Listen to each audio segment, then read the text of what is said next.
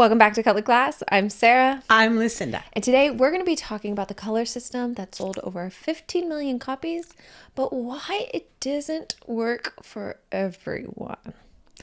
And that is talking Four Seasons. First of all, let me give you a little background, if I may. The book, it sold 15 million copies worldwide. Mm-hmm. That's the Color Me Beautiful book. The Color Me Beautiful book, sorry. It was translated into more than 20 languages. When it came on the scene, it exploded. It didn't just arrive like a normal, whatever, trade publication. Viral. Oh, yeah. Viral for the 80s. Viral before there was the virus. Mm-hmm. It went insane. Women everywhere suddenly had something they had never had before. A system, a way to think about color. Before that, it was guesswork, and you walk in the store, and it was like, oh, whatever, get, just some random color. Suddenly, you could walk in and say, well, I'm a winter, or I'm a spring, or I'm a summer. And you would get a lot closer to the colors you should be wearing. And for women, that was a revelation. Mm-hmm. In fact, I like how you said a lot closer to the colors. That is, in fact, the truth. Yes. There is nothing about it, and I want to make this absolutely clear. There is nothing wrong with the Four Seasons. It is not incorrect. We use it in every color analysis. We do. It is simply the first step on your path to getting a truly tweaked and customized system.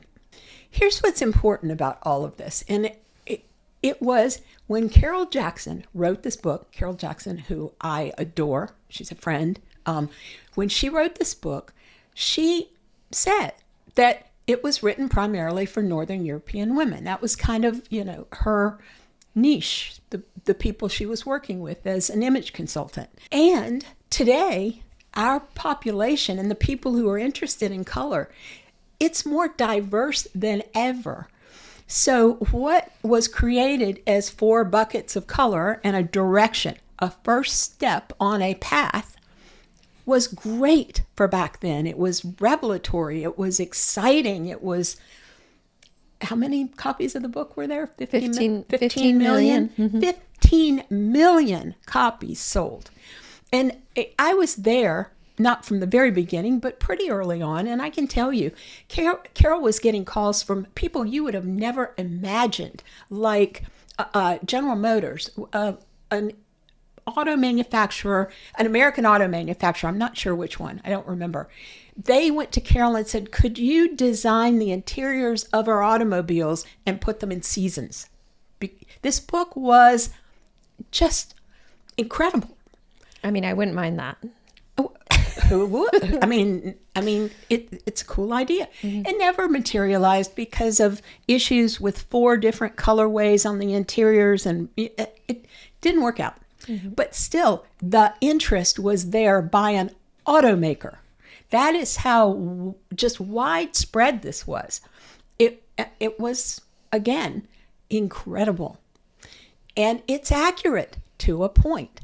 And what's happening now is we're a different world. Back then, this is before you were born, girl. Yes, I'm not around at this point. It was a different world. Hair color wasn't just go out and decide, what your hair colors. There were like 8. You could go. There were, and primarily they were to cover gray.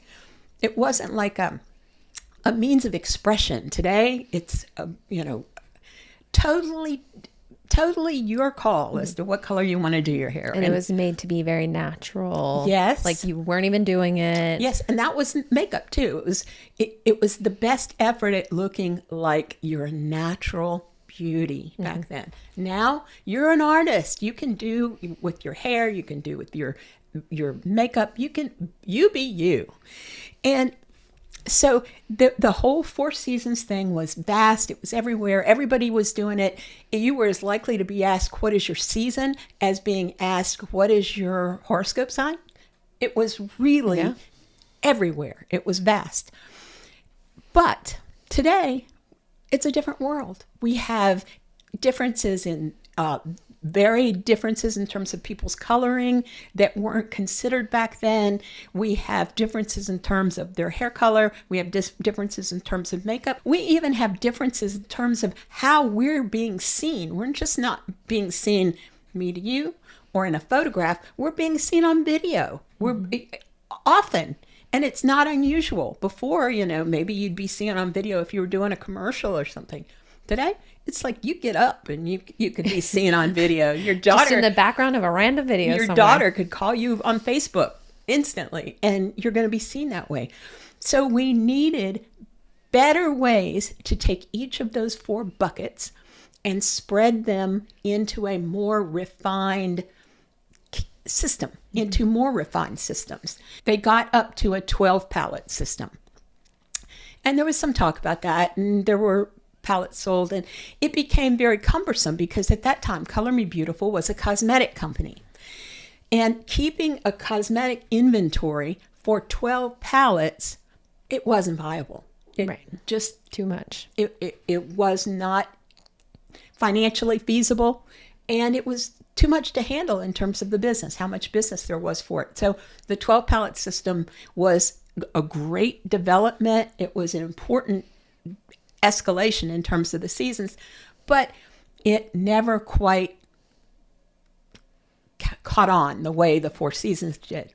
So what I wanted to do, give a review on getting anyone who wants to know this into a season, into the 4 seasons, because that is in fact your first step to getting your 16 palettes, your 20 palettes. We're up to 20 palettes now, Sara and I are. So, and all of these have refinements that didn't occur back with the 4, that didn't occur with the 12, that didn't occur with the 16.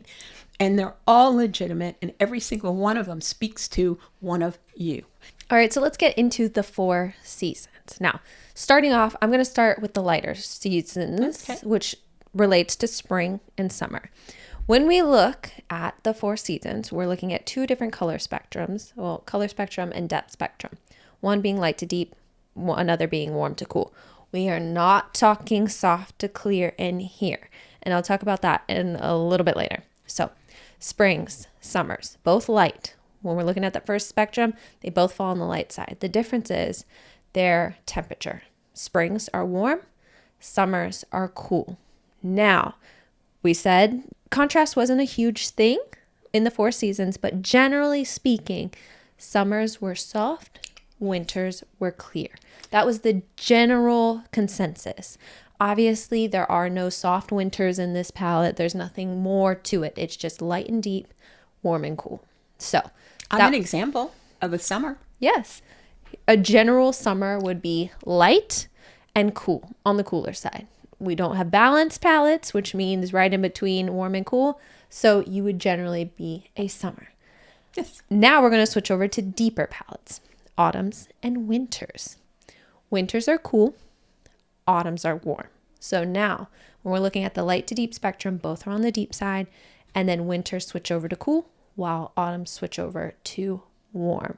And those shades are going to look a whole lot different. So I'm an example of an autumn, which I know, neutral skin tone, cooler eyes. She's not a perfect autumn. I'm not a perfect summer. Right. And that's where we get into the more elaborate versions of each of those 4 seasons. But the stepping off point, we walked out the front door, we put the first step onto our porch. Okay. On our journey to Tasmania. Okay. I'm waiting for your analogies. Hawaii. Why are we going there? Because it is the perfect place for me to end up. Basically, if you're traveling from one place to the other and you want to end up at the exact perfect location, like your daughter's house or to visit your grandsons, or whatever, you have to take your first step. You have to step onto your porch. Think of the 4 seasons as the first step in your journey, because today in 2026, that's what it is.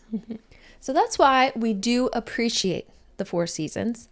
all of our color portfolios are built off of the four seasons. Granted, we had an autumn today who, by the time we got into the custom palette, she was balanced in between light and deep. She was balanced in between warm and cool, and she leaned soft.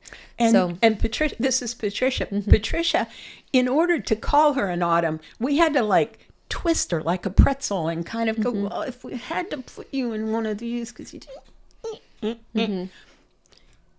It was her hair. Her hair had the slightest bit of warmth. A hint. And the thing about the Four Seasons is it makes some assumptions. Now, again, 15 million copies of the book were sold. If it did not work, 100 wouldn't have been sold. Or, I mean, really, 15 million relies on success after success after success after success. And women saw a difference. So, again, we are not saying it doesn't work. But somebody like our client, Patricia, who just was barely warm, but she wasn't cool. And she was barely light, but she wasn't deep. It was very difficult to get her into a season. And one of the things that was a problem back when we were with Color Me Beautiful, that remains a problem today, only it seems to have spread to a lot of different directions, is that different analysts would make different judgment calls. When it was very iffy as to what season somebody would go into, what would happen, they say, yeah, I think you're some. And force them. So you would just get forced. And we've heard from clients that some analysts had told them that they'd need to dye their hair blonde. Do you remember? No, we don't do that. And when the Four Seasons forced people to go into one season or the other when they weren't clearly warm and clearly light or clearly cool and clearly deep, that left room for people to decide, just kind of, I think you're a winter. Then the next time they would go get their analysis done because they weren't happy in their clothes, they weren't happy with what they were seeing, then the next analyst might say, I think you're a spring, which in the Four Seasons world, they're opposites of each other in terms of color temperature. So that it left a lot of confusion out there. But for this particular episode, what I want to do is show the different colorways that are associated with each of the seasons and let you see them, because that's the first step on our journey. And then we're going to be giving you a follow-up video that explains how we get into the 6 dominant characteristics and why that tends to pull people back on their journey. It's like you took your first step, you stepped on the front porch, you made a detour, you stepped into the mulch. No, 6 dominant characteristics is still another stone on the path. Yes, there's no detour. I'm sorry. Let me be clear.